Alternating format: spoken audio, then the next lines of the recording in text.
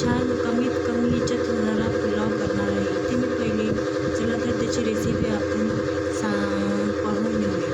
इथे सोयाबीनच्या वड्या भिजू घातल्या होत्या. नंतर त्या भिजू घातल्यानंतर त्यातलं पाणी पूर्ण काढून घेतलं. नंतर एका कढईमध्ये तेल गरम करायला ठेवलं आणि तेलामध्ये तळून घेतलं. इथे बघू शकता सोयाबीनच्या वड्या खूप खुसखुशीत झालेल्या आहेत. 1 वाटी मी लंबे तांदूळ घेतलेले आहे. आता इथे कुकरमध्ये मी इथं तेल गरम करायला ठेवलं होतं. त्यामध्ये मी कांदा, लसूण आणि 1 लवंग, 1 मिरा आणि दालचिनी आणि तेजपान असं टाकलेलं आहे. नंतर त्यामध्ये पूर्ण सोयाबीनच्या वड्या अशा सोडून दिलेल्या आहे आणि त्याला पण मी परत करून घेतलेलं आहे.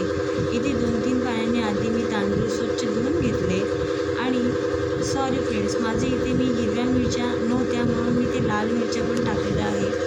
तरी पण खूप छान असा भात झाला आहे. नंतर वरून मी सुके मसाले टाकले, धने पावडर, गोडा मसाला आणि कुकरच्या 3-4 शिट्ट्या होऊ दिलेल्या आहे. बघू शकता.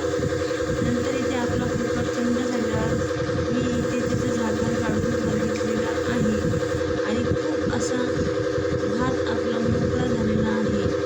बघू शकता तुम्ही. आणि इथे सोयाबीनच्या वड्या वर आल्या त्यामुळे मी त्याला परत करून घेतलेल्या आहे. बघू शकता खूप असं मोकळे झालेले हे तांदूळ.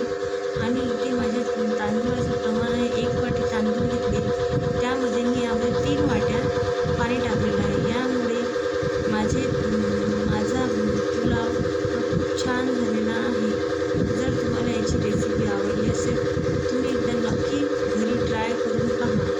जर तुम्हाला याची रेसिपी आवडली असेल तर माझ्या चॅनलला लाईक, सबस्क्राईब, शेअर आणि कमेंट्स करायला विसरू नका.